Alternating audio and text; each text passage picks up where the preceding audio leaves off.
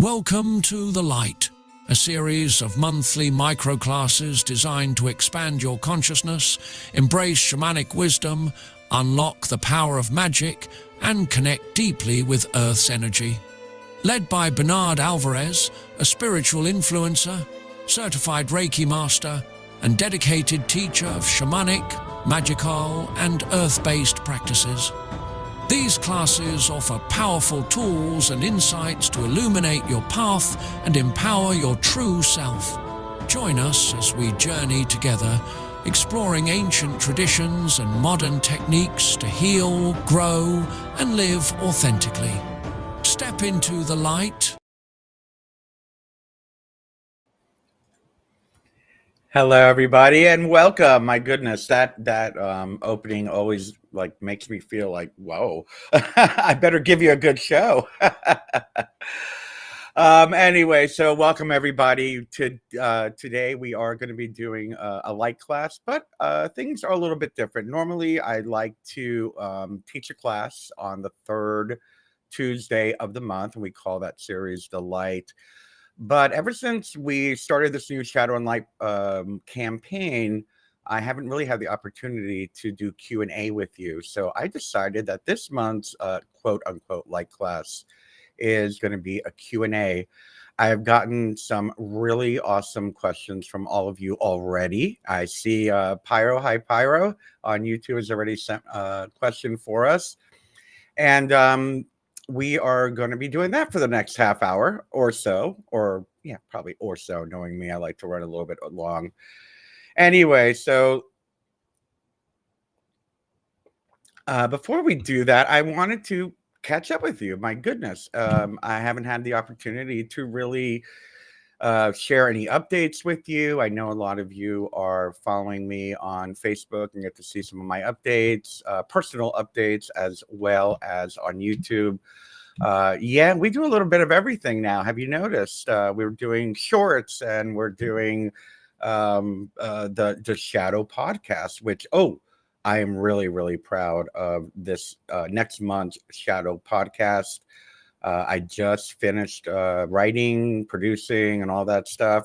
It is coming out on, I believe it's March 4th. Yes, coming out on March 4th. And you know how, when we do the Shadow podcast and when we talk about shadow work, we're always talking about working on our shadow self. This month, we are going to take it and expand it out to society's collective shadow. So we are going to be diving deep into that, into society's collective shadow. And I think you're really going to like it. And that's going to be on March 4th. Anyway, so yes, Pyro, thank you. I am doing great. I'm glad you're loving the shorts. It was one of those things I never thought I would end up doing. I was resisting short, I'm like, I don't want to feed into that short attention span, but I got one too, so I can relate. So, and I feel that it's great to get little nuggets of wisdom out there, even if it's in like a 60-second format. But anyways, and we also have the new podcast, which I hope you've been watching, in shorts form, a little 1-minute podcast, Through My Eyes, Wild, Sacred, and Untamed, or whatever. And I'm sharing some of my personal growth and how I came to this path and the things that I experienced. And yes, Julie, I am wearing my necklaces. I was just about to talk about that. So since I've seen you all, let me see. So the last time I was live, I forgot what class it was, chanting. We did the chanting class, and 2 days later, I went down to South Florida to the Seminole Reservation. As many of you know, have been following my story last August, September. My birth family found me. And while I knew I was Native American, I didn't know whether I was Miccosukee or Seminole or whatnot. Well, apparently we're all related, Miccosukee and Seminole. And my father is Lee Tiger, who is, he was really big in the Miccosukee tribe. He was like a diplomat for all the tribes around the country, and he traveled around the world. And my grandfather is Buffalo Tiger, Chief Buffalo Tiger, and or President Buffalo Tiger. He was the one who had the Miccosukee tribe recognized by President Nixon back in the 70s. I've gotten to know my sister, who I so adore her. I love her. She's awesome. I've gotten to know my brother. I have a brother. I have a sister. My brother Calvin, who works for the Seminole Tribune. He's a journalist for the tribal newspaper. He's awesome. I love his fiance. He's getting married soon. Congratulations to Anna and Calvin. And I've gotten to know my cousin from my uncle Stephen, Stephen Jr. And he's great. He is so full of life, so full of energy. He works with the Hard Rock organization, working with the casinos and whatnot. But I went down to the powwow. And it was kind of nerve-wracking. I know some of you all probably followed the pictures and the videos that I was sending. And when I say nerve-wracking, I mean like an anxious anticipation. I knew it was going to be awesome, but I was just so excited and so nervous to go. And what made it even more interesting was that my son, I don't know how many of you realize that I do have a son. He is, well, for lack of a better term, a donor baby. I was a donor, and I created a son with another gay woman. And she and him came down to the powwow with me. If you've seen pictures of him, he looks just like me. He looks totally Native American, of course. And it was absolutely freaking fantastic. We had such a good time. I get there and I see my cousin, and he like hands me I got the commemorative T-shirt, and then my brother bought me another T-shirt. I bought myself I forgot who bought me these. These are the Miccosukee colors. I mean, I'm sorry, the Seminole tribe colors. I hope I'm saying that right. Maybe it's both. But this is the tribal colors. I know that my father always wore turquoise, so I bought myself this turquoise necklace. And, I'm a pagan, so I'm always going to have my pentagram. But yeah, it was great. We got to watch the powwow. There were dancers from all over the United States. They were absolutely fantastic. The costumes. I got to meet some of my aunties, and if any of you know about reservation and or tribal cultural, no matter how they're related to us, there are aunties. So I got to meet many of my aunties, and that was really cool. Anyway, it was just so good. It was just absolutely amazing. So that's that. I've been I've been on a high ever since then. Anyway, so let's get to our Q&A today. I've been so looking forward to this. I've been looking forward to just chatting with you, keeping an eye on the chat. Some of you have sent me a lot of really good questions already, and I'm probably going to touch on some of those.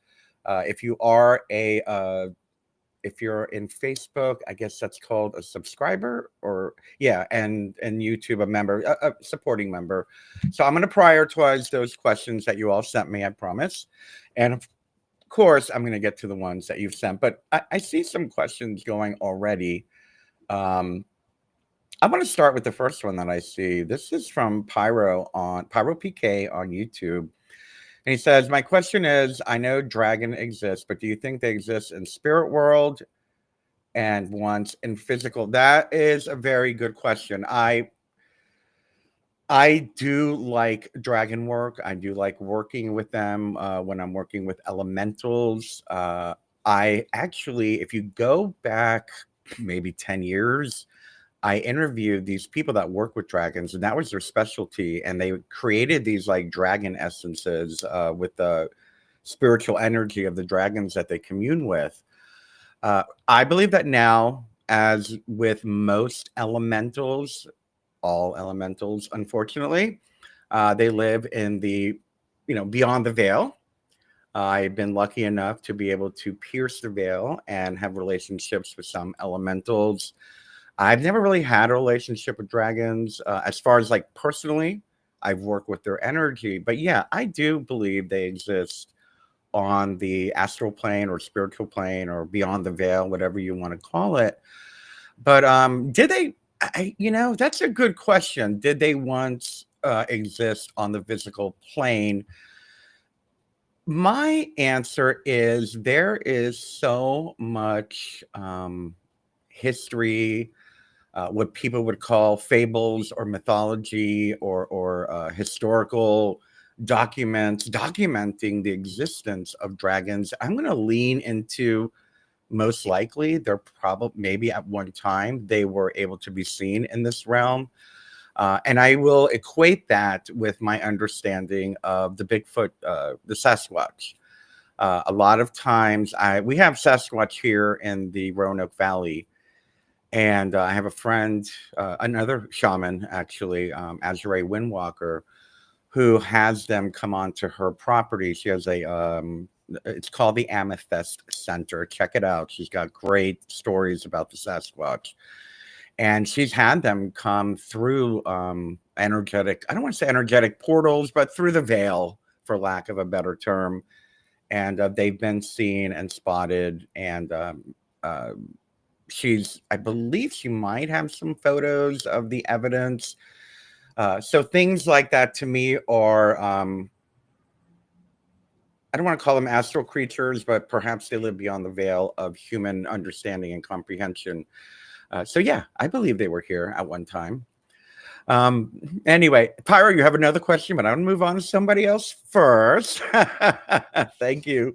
I really appreciate that. I'm gonna put on my glasses for this one. These are the ones that I pulled off the DMs and the comments that people posted. And this is from one of my subscribers, supporting members, which I really like this. So I'm putting this as the first one from my supporting members. How did you first discover your path in magic and spirituality? And what was the defining moment that solidified your practice? That's a really long answer, but I will do my best to keep it brief. And again, you know me, I like to talk, so I'll keep it as brief as I can.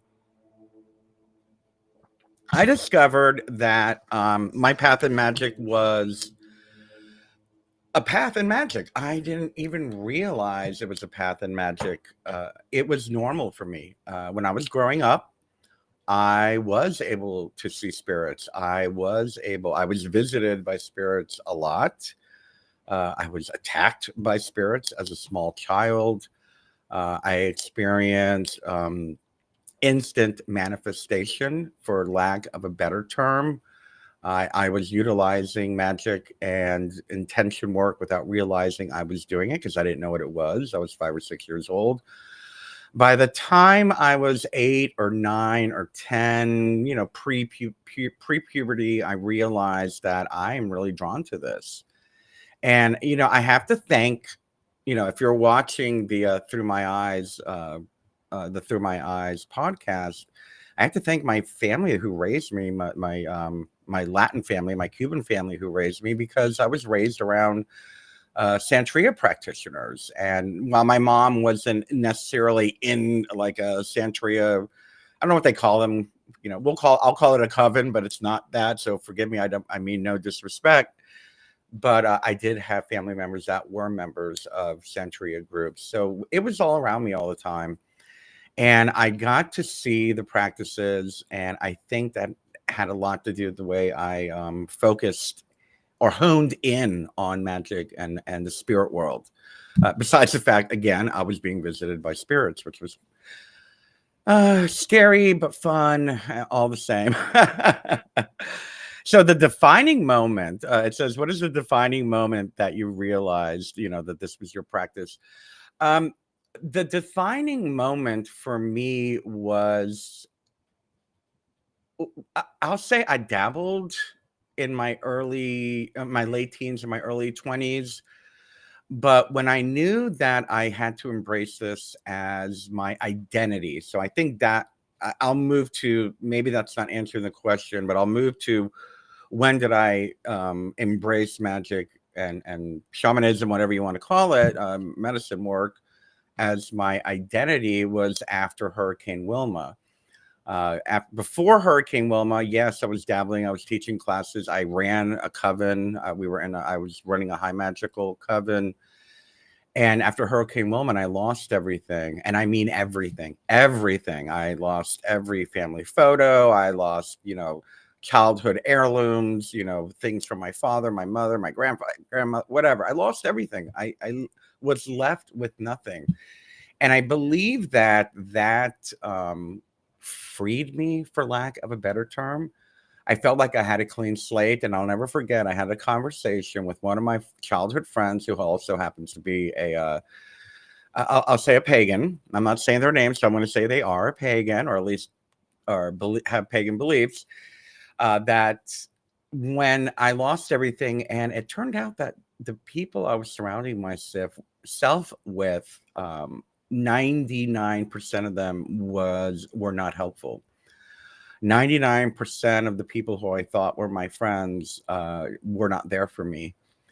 And it made me realize that, you are a knowledgeable person. You've been initiated in all of these, I've been initiated in ceremonial magic. I was a member of OTO for a brief minute.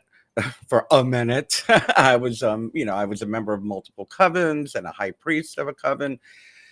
And my ego, and I will admit was my ego, was like, how can I be doing all this work and not have support of my community? And that's when I knew. I was like, I have to shed that outer identity and hone in on who I am, instead of being a part-time witch or whatever. That's when I changed my careers. That's when I got into YouTube. That's when I started teaching classes professionally, and for a living and whatnot.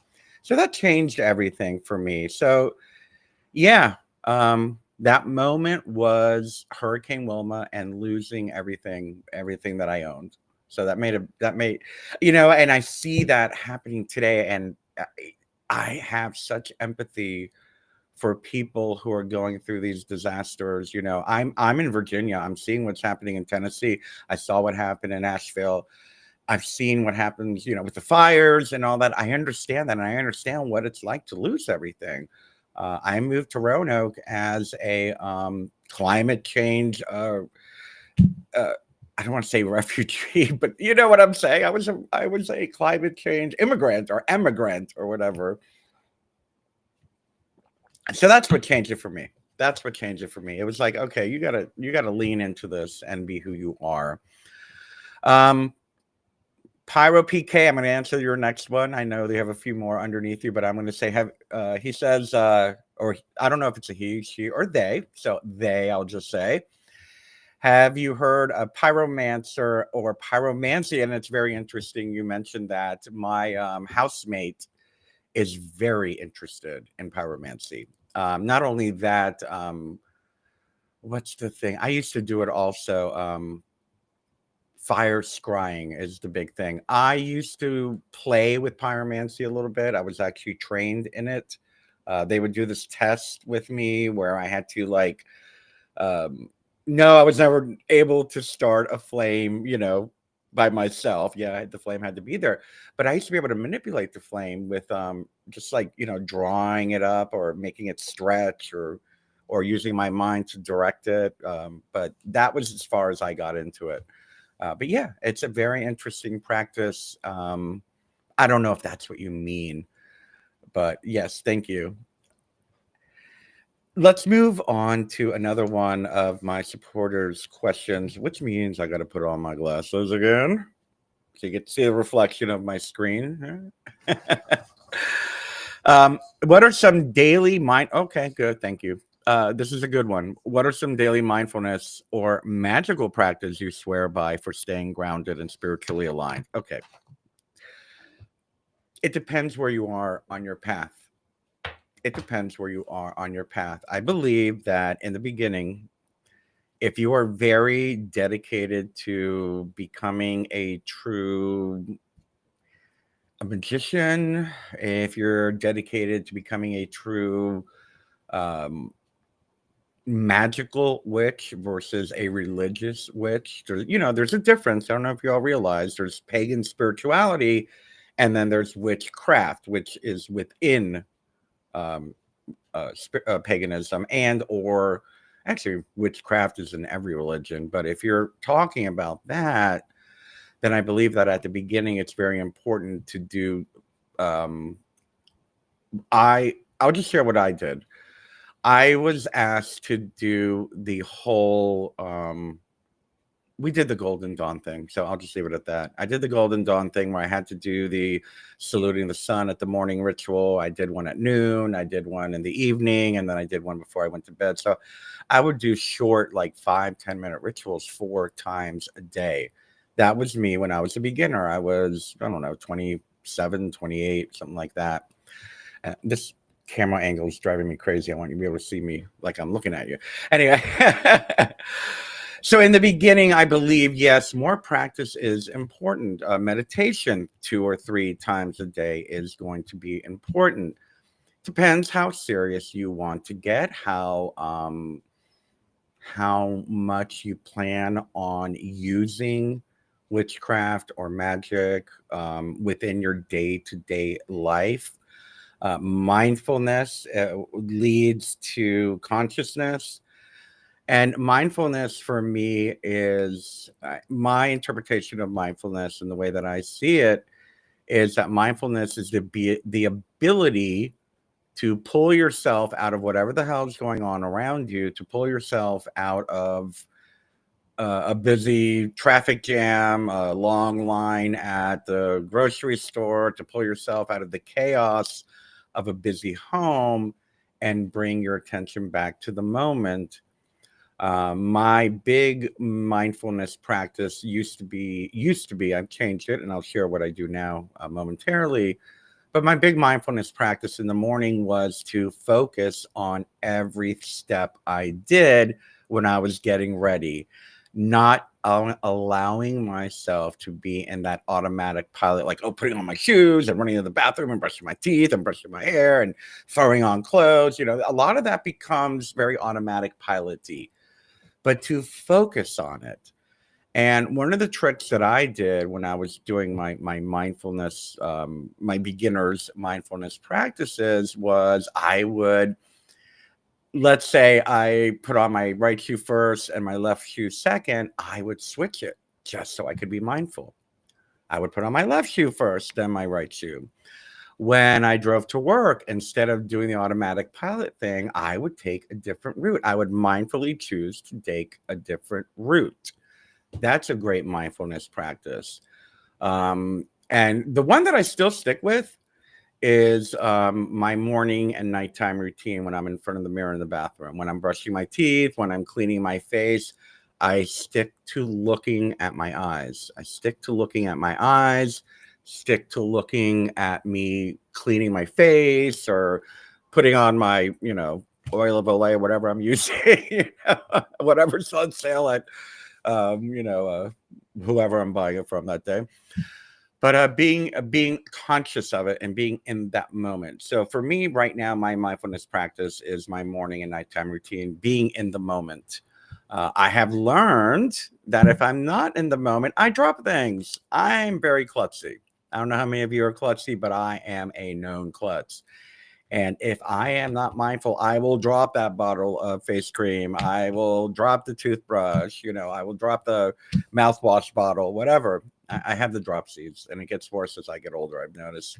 That's here nor there. But as far as personally right now, and I've shared this over and over again, but I'll share it with you again, is I take time in the morning to quiet my mind. I turn everything off, even if it's for 5 minutes. I've been doing this now 30, 40 years, I think. Yeah, I'm showing my age. No, I'm not showing my age, but I'm sure. No, I'm kidding. I've been doing this for about 30, 40 years now, 30 years, I think.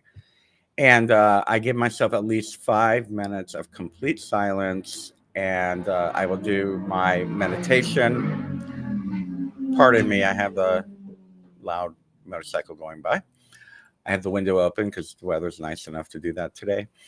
But I like to give myself those 5 minutes to just be quiet and to watch my thoughts.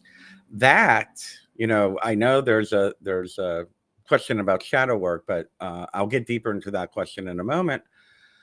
But that is when I practice my shadow work, because when I'm just sitting in silence, And I know a lot of us have a tendency to constantly, let's be real, constantly look at the phone, constantly write something, constantly watch TV, constantly listen to something.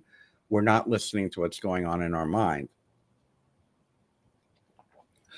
And I think a lot of us don't like what's going on in our mind, or maybe we do like it, but we're looking for the next big thing. Excuse me.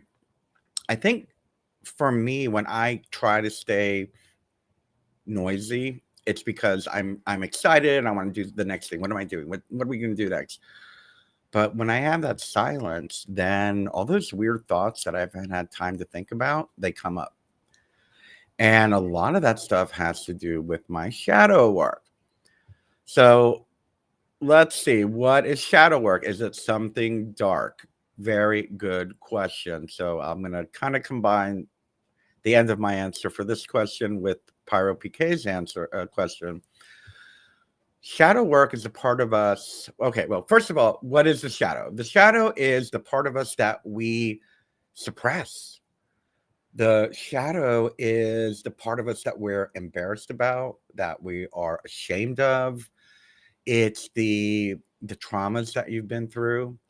It's the shameful things that you've done and have never really processed. It's the embarrassing thoughts. It's the scary thoughts. And it's also the, how shall I say it? It's the part of us, to simplify it, it is the part of us that represses the thoughts of our experiences and our identity.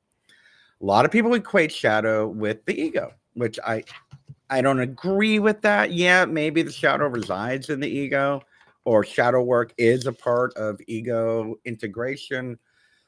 But shadow work is about, okay, and actually it's going to lead to one of the questions somebody else asked, so maybe I'll kind of incorporate the two, is that shadow work is, for example, many of you know that I am a member of the International Fellowship of Al-Anon.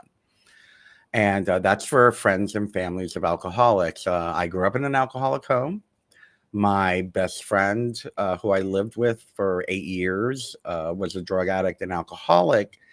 And in living with that person, and this is a great example of what shadow within us is that I was so embarrassed by his alcoholism and disappearing for days, or me having to call his boss because he was sick, or, and that was shameful for me. And I didn't want to think about it. It was, I didn't want to think about the fact that he was an alcoholic. I didn't want to think about the fact that he was an irresponsible and really not a very good friend, even though I thought they were my best friend. Looking back, I'm like, they were sick. They were sick. And I got sick. And I got sick. And I got embarrassed. And I started acting like that crazy, well, yeah, it's a certain insanity, they say, in recovery. So shadow work for me was the ability to sit with the feelings of shame. Shadow work is the ability to sit and observe those emotions of grief, those emotions of shame, guilt, embarrassment. Many of us who live with alcoholics or drug addicts, we become enablers. We're like, oh, well, just drink one bottle of wine. Go ahead. But I just want you to do it in the house, like we're trying to control it. And that's what it comes down to. And I'll move on to that in another question. But that's what shadow work is. It's sitting with the uncomfortable stuff, allowing it to process so it doesn't control you. Shadow work is about integrating the icky, dark, sludgy parts of us so they don't have power over us anymore. It's kind of like, there was this meme I used to share of like, sitting with your demon and having tea with him. And it's true. That's kind of what it is. Sitting with your darkness, not resisting it, not trying to kill it or suppress it. It's like, oh, hi. Good to see you. shut up, I'm working. It's like, you're there. I know you're a part of me, but you are not going to rule my life. You are not going to live in the subconscious and manipulate me to do things because of that fear and shame that I haven't processed. It's a form of processing all that darkness within us and integrating it into the whole that we are. We are both light and dark, whether we want to admit it or not. You are. I am. I've got some really dark qualities. I do. I've always had dark qualities, but I am also very full of light and love and compassion and empathy and service, and I just want to fix everybody and help everybody, but that can be taken to the extreme, and that's where the darkness comes. So allow yourself to explore that part of us. Allow yourself to explore the shadow. It's not a bad thing. It just needs to be integrated. And that goes for our society, which is what my next shadow episode is going to be. So I'm excited about that. And to answer your question, Pyro, you said, how do I do shadow work? I'm going to tell you to start at the beginning of my shadow podcast. The episodes, the full episodes, it will explain this a lot more. There are exercises during the podcast that you can do. I will say the most important thing is, though, to allow yourself the permission to sit with the uncomfortable and not take it personally. You're not a bad person. You're not. People do bad things. I've done bad things. I'm sure you've done bad things. Ain't nobody perfect. We all have done bad things, but it doesn't define who we are. We've thought dark things. We've thought horrible things. I think about it all the time in the world of politics today, but I'm not going to go there right now. But it doesn't make us a bad person. It makes us human. And to give us permission to be human is the greatest gift that we can give ourselves. Shadow work is sitting with the darkness and assimilating it to the point where it doesn't control you anymore. And I think that's the most important thing. Okay, so I know I see lots of stuff going on in the chat. I am going to move on to, okay, what did this person ask me? How has your journey, well, good, because I wanted to talk about this. How has your journey in recovery influenced your understanding of consciousness and personal transformation? Whoa. I was very surprised how much, I have been doing this work professionally for what is it, 18 years now? Almost 19 years now. Professionally, I've been doing it online for 19 years. Prior to that, I've been doing it another 5 or 10 or whatever.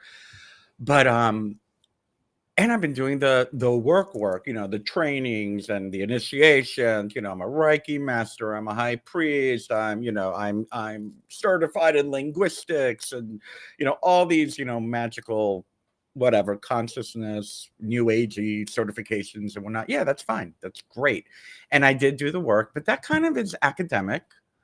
So yeah, that's great. That's physical. I got healthier, as you all know, about 5 or 6 years ago. I started eating healthier. I cut out 90% of the alcohol I used to drink. Yes, I still have a cocktail on the weekend, or probably have one after the show. But I lost 50 pounds, and I made myself start eating healthier, going to the gym, taking supplements and taking care of my physical body. So I did that like many years ago, well, 5, 6, 7 years ago. So I had the spiritual stuff. I had the physical stuff where I got healthier.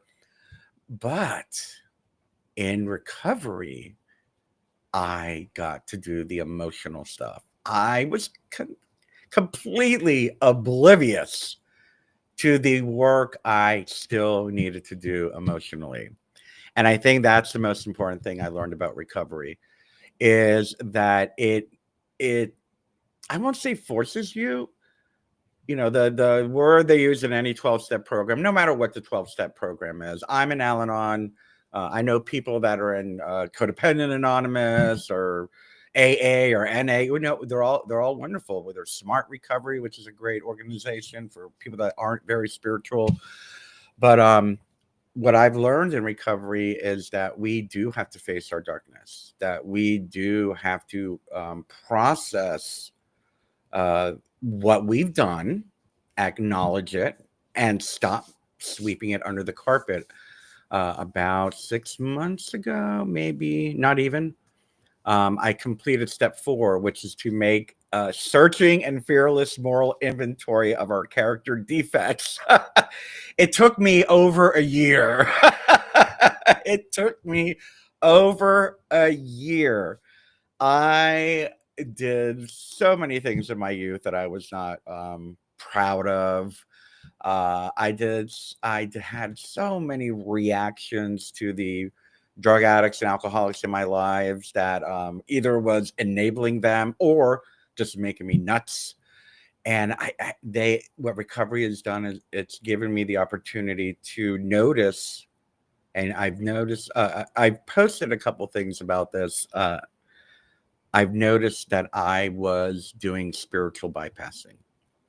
Spiritual bypassing is when, okay, yay, I'm healthy, I'm a granola eater, I live in a van, whatever, I'm like, I'm saving the earth, blah blah blah, and I'm certified in this and I'm certified in that. But what about the healing?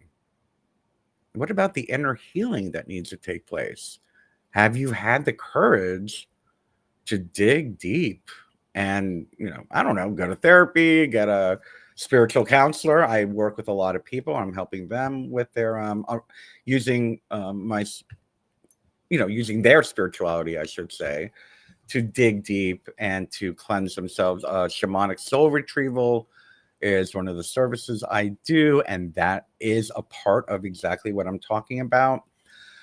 So yeah, recovery really gave me the nudge to admit I was doing emotional bypassing and to take a deeper look at the dark emotions shadow of my past that I didn't heal from, and to give myself permission to heal.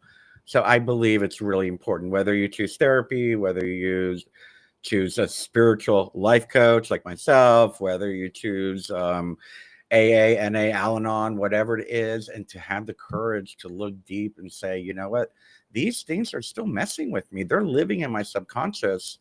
I got to, barf it out, for lack of a better term. I got to pop that pimple and heal it and let it heal. So that was the biggest lesson I learned from that. Hi, Terry. Good to see you. I've missed you. I haven't seen you in quite a while. Thank you. I kind of missed you yesterday. I was at a protest yesterday. I got to touch base on that. So I haven't been to a protest. Oh, geez, since 2015, maybe. I was like, I'm tired of this angry activist mentality. Again, shadow work and or recovery work, healing work. I realized that I had started I was angry all the time. And while I do consider myself a spiritual activist, I wasn't approaching it as a spiritual activist. I was approaching it as a reactive act. Look what he did. Look what he said. Look what they're doing. Look what law they just passed.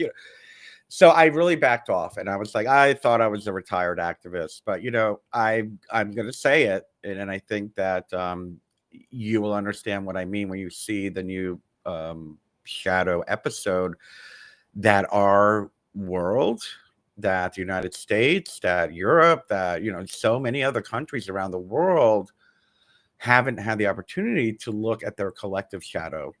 And I have realized that I am now at a place where I can, with love, approach these issues and to lend my voice to support, the marginalized, LGBT people, immigrants, brown people, Native Americans, people that have just been pushed to the side, women's rights, all of that stuff. I have always supported human rights, but I've kind of lowered the volume of my voice. Yesterday was the first protest that I went to. Our mayor was there. He was absolutely fantastic. And I'm not going to go into the detail of it. If you want to, you can look it up on my personal profile on Facebook, or you can look up the Roanoke protest, President's Day protest. I was there. Might be a few pictures of me in the news, but it was great. So anyway, I brought that up because I was looking for you, Terry. I was looking for a few other people. It was so busy that I didn't really get to see a lot of people. So I want to say hello to V Broman on Facebook. Thank you for being here. It's great to see you. I'm glad you're here. Um,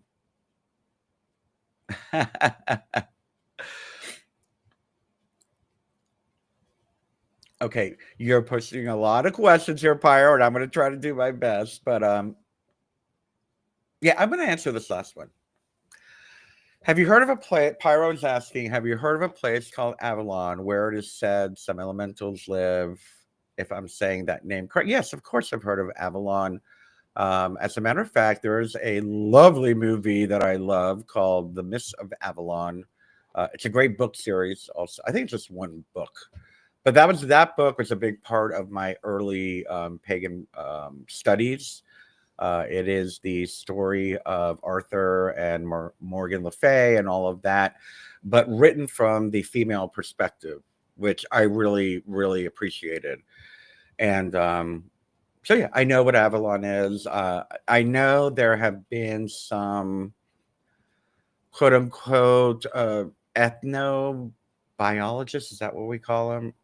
Or I don't know, like Bigfoot, Loch Ness, that kind of stuff that have tried to find it, or ethno archaeology. But I believe it's in another plane of existence, quite honestly. I believe it's in another plane of existence. But yeah. Oh, boy, of course I'm going way over. So I guess this is going to be an hour. I got a couple more questions I want to answer. So what? I kind of answered this, but what was the most powerful or unexpected mystical experience you've ever had, and how did it change you? And actually, that's what I talk about in Through My Eyes, the Through My Eyes shorts podcast, and also the Book of One.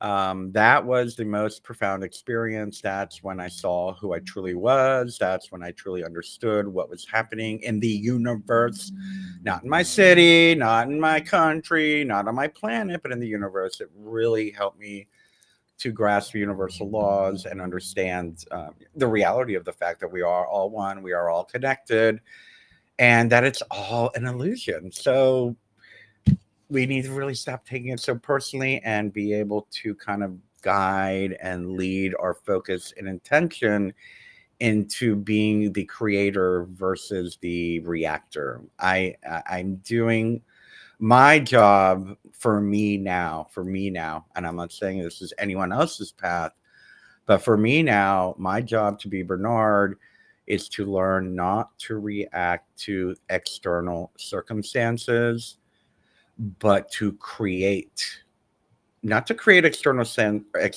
circumstances for other people, but to create them for my path, for my authenticity, for my spiritual growth, for my joy, and for my happiness. It doesn't mean I'm going to ignore what's happening around the world. It doesn't mean I'm going to ignore the suffering of others.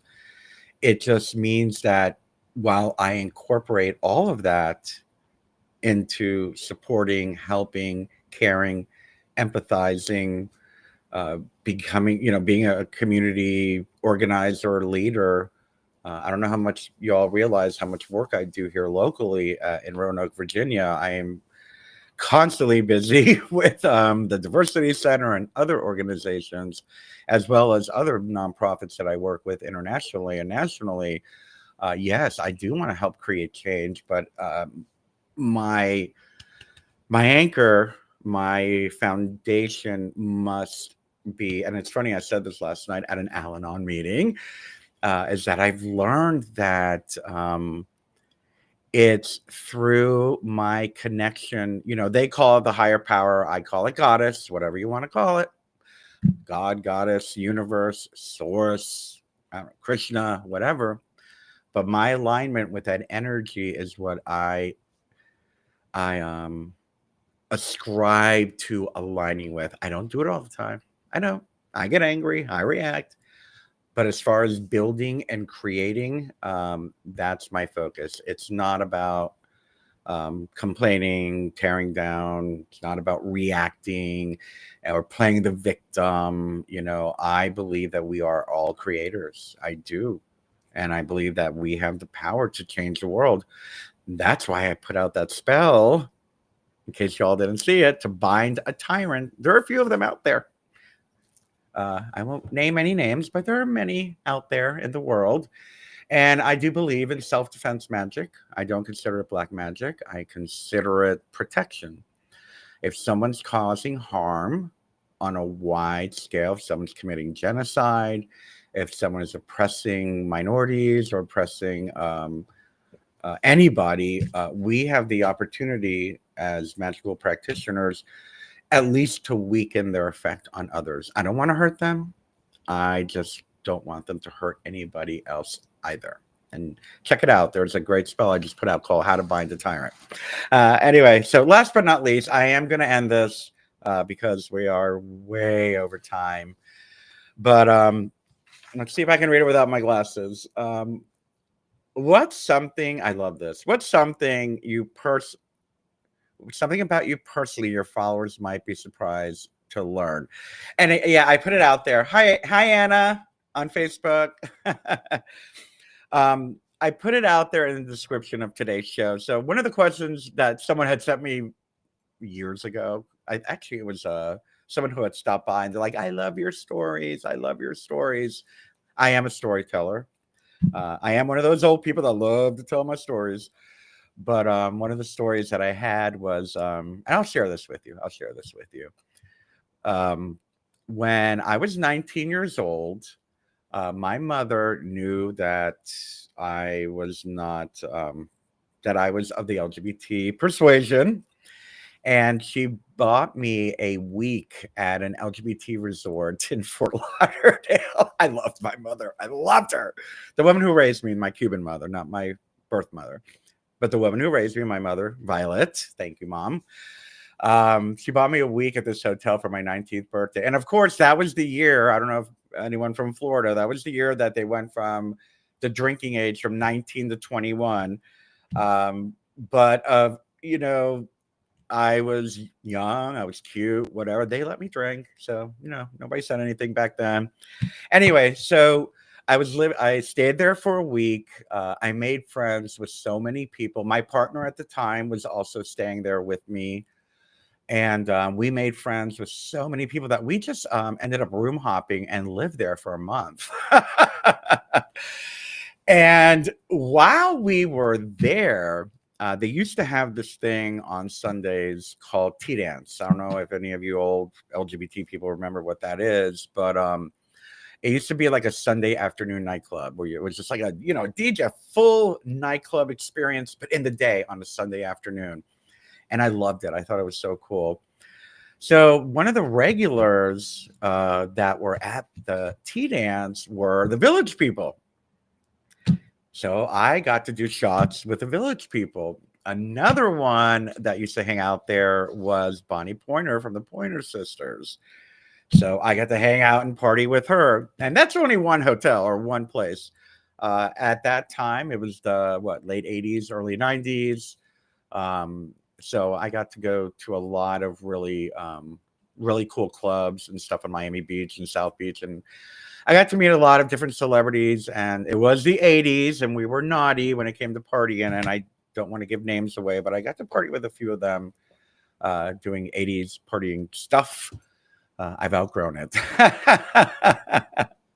Thank you, Anna. I love that. Thank you for saying that, Anna Rachel. Yes, I was a former hairstylist. That's how I got to be a part of that whole fashion underworld. I don't want to say underground scene. So I got to meet a lot of celebrities and stuff back in the day. The other thing I wanted to say, though, and actually I was going to lead with this, but someone had asked that, and I was like, fine, I'll answer that. What's the other thing some people don't know? Because every once in a while I'll post something, and I'm only saying this because I post something about it. I've been watching General Hospital since 1978. I still watch General Hospital every morning with my coffee. I have it, from the night before on Hulu. But anyway, yes, Bernard watches soap operas. It's just something that's always been a part of my life, and I've always done it. Anyway, we're going to close it there. I hope I gave you some food for thought. Don't worry about the General Hospital. Unless you like it, then go ahead. But I hope I've given you some food for thought. And I hope we've gotten to know each other a little bit better. We'll probably do this a couple times a year. I'd like to do it more.